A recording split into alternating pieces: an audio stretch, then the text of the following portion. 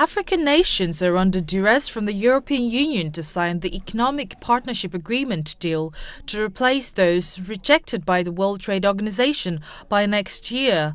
The European Union and African, Caribbean and Pacific countries had until the end of 2007 to sign the EPA agreement to replace existing unilateral trade preferences or risk having their European trade severely disrupted.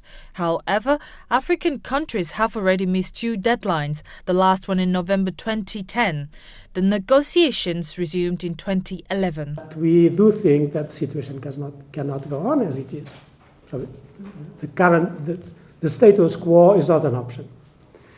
And the only alternative available is EPA. The new deadline has been set for December 31st, 2013, but protest towards the end of November last year, especially in Ghana, saw the EPA deal criticized as being an imposition with little negotiation on the part of African participants. Economic Partnership Agreement is an imposition from the European Union. We believe that this imposition is something that has been referred to as a negotiation, but from all indications, we are too weak on our parts to call it a negotiation. Unless the deal is signed by countries like Ivory Coast, Ghana, Nigeria and Kenya, who do not enjoy the least developed country status, they will have to start paying duty of between 8.5 and 15.7% on their exports to Europe. Of course, there is the problem of the LDCs, who might be not that interested in engaging in an EPA because they have an alternative, which would be the EPA European scheme of trade preferences. But again, in my view, this is a wrong assessment. Moreira encouraged African countries to sign, arguing that they should not count on preferential treatment, which could be withdrawn at any time.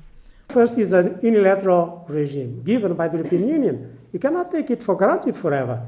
So the European Union could decide unilaterally to remove the EPA scheme. Secondly, you are not supposed to remain as an LDC forever. On the contrary. Kenyan economics experts share the fear that other members of the region might be trying to take advantage of Kenya's vulnerable position as EU's largest regional trading partner.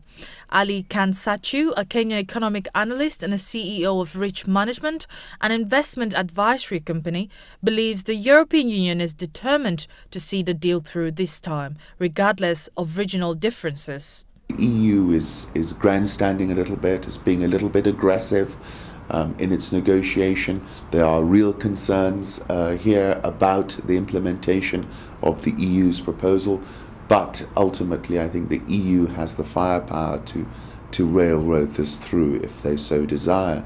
And looking at what was said this week, I suspect that that's what they might do. The EU insists that one of the main purposes of EPA is further trade integration along the European lines. The negotiations have served more to divide than to integrate.